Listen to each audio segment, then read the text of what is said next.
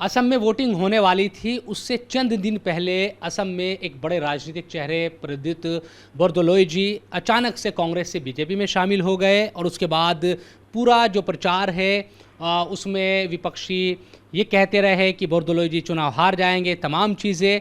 लेकिन अब उन्होंने जीत हासिल कर ली है और बीजेपी से विधायक बन गए हैं और हमारे साथ हैं। सर, सबसे पहले तो आपको बधाई। हालांकि सांसद से आप विधायक बने हैं, विचारधारा भी एक तरीके से आपकी बदली है, एक पार्टी से दूसरी पार्टी में गए, कितना चैलेंज था? और जो लोग ये कह रहे थे कि आप बुरी तरह से हारने वाले हैं, वो आंकड़े बता रहे थे 50,000 60,000 इस तरह से, लेकिन करीब 50,000 वोटों से आप जीत गए। नहीं, देखिए, मैं तो कांग्रेस में ही था पहले।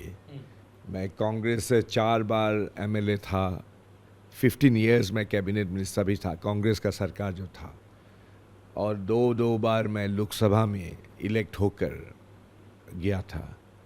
लेकिन 3 सालों से मैं जब कांग्रेस में था, मुझे घुटन सा हो रहा था, क्योंकि कांग्रेस का जो टॉप लीडरशिप थे वो बहुत इनकंसिस्टेंसी था, उसमें काफ़ी इंडिफरेंस था। और मुझे ऐसा लगा कि हर बार मुझे इनका टॉप लीडरशिप जो है, मुझे अपना लॉयल्टी टेस्ट देना पड़ता था हमेशा। अभी देखिए, आप गौरव गोगोई को जानते हैं। गौरव गोगोई का लॉयल्टी का कोई इशू नहीं था, उनका टाइम टेस्टेड लॉयल्टी इशू था। मैं फर्स्ट जनरेशन पॉलिटिशियन था, मेरा कोई पिताजी ना एमएलए था, ना मंत्री था, ना कोई था। तो मैं बहुत कम उम्र में कांग्रेस में मैं ज्वाइन किया था, तो मैंने काफ़ी ऐसा भी बात है कि मुझे बहुत मिला था सपोर्ट, तो इसीलिए तो मैं एमएलए बन सका। लेकिन जब से मैं वो ऑर्गेनाइजेशन इलेक्शन हुआ था, आपको याद है 22 में, तो मैं शशि थरूर का साथ था, और शशि थरूर का मैं प्रपोजर था मेन। हमने 2-3 ही एमपी था उनके साथ, तो मैंने पूरा कैंपेन किया उनका। उसके बाद से मल्लिकार्जुन खड़गे का बात नहीं बोल रहा हूँ, वो बड़ा दिल का है, काफ़ी he is like a father. लेकिन सेकेंड रैंक जैसे केसी वेणुगोपाल जैसे लीडर है, ये लोग हमको हमेशा आइसोलेटेड करना चाहते हैं। पार्लियामेंट में मुझे बोलने नहीं देते थे। मैं जब कोई डिबेट और डिस्कशन में कोई भाग लेना चाहता था, मुझे उनको लिस्ट में मेरा नाम नहीं आता, और आने से भी एकदम बॉटम में देते हैं, टाइम नहीं मुझे। ये हमेशा, ये कोई आइसोलेटेड इंटरेस्ट इशू नहीं है, हमेशा। और बाद में मेरा ऊपर एक जान का घाटी वाला मामला हुआ, मैंने यहाँ अटैक हुआ था लास्ट मेरा जो लोकसभा कॉन्स्टिट्यूएंसी में, जो बाद में पुलिस का इन्वेस्टिगेशन में ये निकला कि एक एमएलए मुसलमान एमएलए है, तो वही रेस्पॉन्सिबल था मेरा ऊपर करने के लिए। तो पुलिस का चार्जशीट दिया गया, अरेस्ट किया गया। मैं जब उस एमएलए का टिकट, मैं उसका विपक्ष में था कि ये क्रिमिनल को नहीं देना चाहिए, लेकिन मुझको यूपी का एक एमपी है ना, इमरान मसूद, उसको भेजा गया था यहाँ में एआईसीसी का तरफ से, शायद प्रियंका जी जो भी हो, वो आकर यहाँ तो मनमानी करने लगा, और मेरा जो रिकमेंडेशन था उसको ना सिर्फ नाकारी किया। जो सेंट्रल इलेक्शन कमेटी का जो मीटिंग हुआ था, जो मल्लिकार्जुन खड़गे प्रिसाइड कर रहा था, राहुल जी था, प्रियंका जी थे, जितेंद्र सिंह असम की प्रभारी, और गौरव गोगोई जो असम का प्रेसिडेंट, और मैं उसका मेंबर नहीं था सेंट्रल इलेक्शन कमेटी। मैं जब नहीं था, हमको ये इमरान मसूद, उसका औकात देखिए, वो वहाँ मीटिंग में मैं जब नहीं था, मुझे बोले कि मेरा जो था एलिगेशन, पुलिस का चार्जशीट वगैरह, ये बेबुनियाद, सिर्फ बेबुनियाद नहीं, बकवास। ये आसिफ नजार, उसको फिर टिकट जब दे दिया, मैंने सोचा कि ये कांग्रेस में मुझे जो ह्यूमिलिएशन जो मुझे किया है, ये मुझे बर्दाश्त नहीं हो रहा था।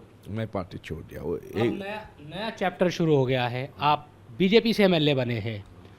चैलेंज क्या था? कभी लगा कि कहीं ऐसा ना हो कि हार जाए या कुछ इस तरह की चीज़ें हो जाए, फिर क्या राजनीति होगी? नहीं, देखिए, कांग्रेस तो निश्चिन्न हो गया ये इलेक्शन में। तो आप देखिए जो अभी 19 एमएलएस कांग्रेस का तरफ से 18 ही मुस्लिम एमएलएस है। एक भी जो है जीता उसका कॉन्स्टिट्यूएंसी में करीबन 45% मुस्लिम वोटर्स है, जो हिंदू भी जीता, हाँ, जो नावोइसा में। तो सारे लोग कांग्रेस में असम में कोई हिंदू लीडर नहीं बचे हैं, सिर्फ मुस्लिम का ही वोट मिला है कांग्रेस को। मुस्लिम को ही वोट मिला है। और ये देखिए हिंदू मुसलमान का बात नहीं है, कांग्रेस इज टोटली डिसकनेक्टेड। जमीन का देखिए असमीज लोगों का हमेशा at the back of their head हमेशा एक भय रहता था। असम जब भारत जब स्वाधीन हुआ था 1947 के ठीक आगे, ब्रिटिश जो था वो लोग प्रपोजल दिया था कि आसाम को ईस्ट पाकिस्तान का साथ शामिल किया जाए। तो आसाम का पहला मुख्यमंत्री, प्रधानमंत्री बोलते थे तब, गोपीनाथ बरदलोई जी, उसका पूरा अपोज किया। और कांग्रेस लीडरशिप तब गोपीनाथ बरदलोई जी का साथ नहीं था, केवल महात्मा गांधी जी ने साथ दिया था। तो बाद में असमीज जो आइडेंटिटी का जो प्रोटेक्शन दिया गया था, वो प्रोटेक्शन देने वाला, कि असमीज लोगों का ये आइडेंटिटी क्राइसिस हमेशा होता है, क्योंकि बाहर से घुसपैठिया आते हैं, बाहर से लोग आते हैं। असमी जो हमारा परिचय है, और ये परिचय को हमेशा चैलेंज रहते थे। तो इसीलिए सारे आसाम के लोग ये समझते हैं कि कांग्रेस पार्टी तो एक मुस्लिम पार्टी है, कांग्रेस पार्टी एक मुस्लिम पार्टी है, और बीजेपी सबको लेकर हमारे जो परिचय उसको प्रोटेक्शन देते हैं। ये आपको क्या फैक्टर नज़र आता है आपकी जीत में भी, और बीजेपी ने जो इतनी बड़ी जीत हासिल की है 101 सीट, ये इस तरह की 3 डिजिट में पहुंच गई यहाँ पर जीत, इसमें क्या फैक्टर आपको नज़र आता है? नहीं वही ना, तो सारे नॉन मुस्लिम जो वोटर्स है इसको कंसोलिडेट हो गया, और कांग्रेस का साथ कोई कांग्रेस को रिलेट नहीं कर पाए लोग, कि कांग्रेस आने से तो फिर घुसपैठिया से सारे अपना अपना जो कल्चर है, हमारा आइडेंटिटी है, उसको में बड़ा खतरा आ जाएगा। आप ये कह रहे हैं कि लोगों को ये लगा असम के अगर कांग्रेस आ गई तो यहाँ का जो कल्चर है, जो आइडेंटिटी है, और मुसलमानों की सत्ता आ जाएगी। जैसे पहला मुख्यमंत्री गोपीनाथ बरदलोई जी ने असम की आइडेंटिटी के लिए लड़ाई किया था, उसी लड़ाई अभी असम का chief minister doctor Himanta Biswa Sarma ji कर रहे हैं। तो इसीलिए हिमंत बिस्वा शर्मा जी का साथ सारे असम के लोग जोड़ गए हैं, उनको सपोर्ट करते हैं। इसी का नतीजा है ये इलेक्शन। एक चीज़ ये कि कांग्रेस की अगर बात करूं, गौरव गोगोई खुद चुनाव हार गए हैं इस बार। ये बड़ा एक बंगाल में हमने देखा कि ममता बनर्जी चुनाव हार गई, यहाँ गौरव गोगोई बड़े चेहरे थे कांग्रेस के, वो चुनाव हार गए। ये क्या? देखिए गौरव गोगोई तो गांधी फैमिली का, राहुल गांधी का ब्लू आइड बॉय है, ब्लू आइड बॉय, सबसे प्यारा चाहत वाला। हम जैसे फर्स्ट जनरेशन पॉलिटिशियन को पत्ता नहीं दिया जाता है, मैंने बोला है पार्लियामेंट में। वही गौरव गोगोई को बाकी सबको हटाकर, जैसे डॉक्टर शशि थरूर गौरव से काफ़ी सीनियर है, मनीष तिवारी काफ़ी सीनियर है, लेकिन उन लोगों को डेप्यूटी लीडर नहीं दिया गया, गौरव को दिया गया। गौरव गोगोई को वेस्ट बंगाल में कांग्रेस का संभालने के लिए कांग्रेस का प्रभारी बनाया था। हाँ, वो तो गौरव गोगोई वहाँ कोलकाता में जाकर, आज 3-4 साल पहले का बात मैं बोल रहा हूँ, कांग्रेस को पूरा वहाँ बेबुनियाद मैंने उसको नकार कर दिया, मैंने कांग्रेस का कोई नहीं रहा वहीं से। लेकिन वो गौरव गोगोई का ऊपर कोई एक्शन नहीं लिया, कोई एक्सप्लेनेशन नहीं दिया। वही गौरव गोगोई को फिर आसाम का प्रेसिडेंट बनाया। वो पार्लियामेंट में बोल सकते हैं, हिंदी में अच्छा से बोल लेते हैं, हम जैसे होमिया हिंदी नहीं बोलते वो, लेकिन वो ऑर्गेनाइजेशन कुछ नहीं जानते, वो कैसे रेस्पेक्ट किया जाते हैं ऑर्गेनाइजेशन का, कैसे सबको सीने में लेकर काम करना चाहिए, टीम पर्सन नहीं है, वो ऑर्गेनाइजेशन नहीं कर सकता है। इसीलिए तो कांग्रेस का कोई ऑर्गेनाइजेशन नहीं है अभी, सारा सिर्फ मनमानी करते हैं, एरोगेंट है, बहुत अहंकारी है। और कोई उनका ऑर्गेनाइजेशन करने का उसका कैपेसिटी ही नहीं है। तो पार्लियामेंट में लेक्चर देना और ज़मीन में आकर ऑर्गेनाइजेशन को काम करने के लिए बहुत ये तफात होते हैं उसका। तो अब चूंकि आप तो अब हेमंत जी के साथ काम करेंगे और कर रहे हैं, क्या सरकार किस तरह का काम करने वाली है? क्योंकि जो मौजूदा सरकार है और ख़ासतौर पर सीएम के जो बयान रहे हैं चुनाव प्रचार में, वो अवैध बांग्लादेशी और दूसरे इस तरह की जो चीज़ें हैं, इसको लेकर बड़ा सख्त मामले हैं। तो इस पर देखिए, हिमंत बिश्व शर्मा जी का जो सरकार है, पुराना सरकार भी नया सरकार आएगा, ये continuation of the same policy.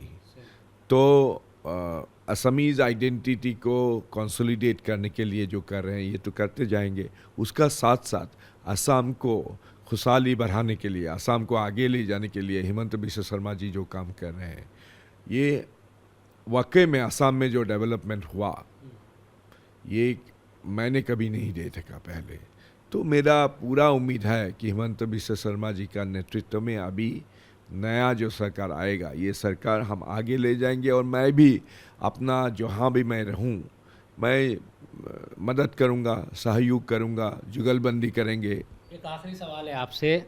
आप तजुर्बेकार, एक्सपीरियंस है आपको, लीडर है, मंत्रिमंडल में रहे हैं, सांसद रहे हैं, अब फिर से विधायक बने हैं, तो मंत्रिमंडल में अगर शामिल किया जाता है तो काम करने के लिए पूरी तरह से तैयार हैं?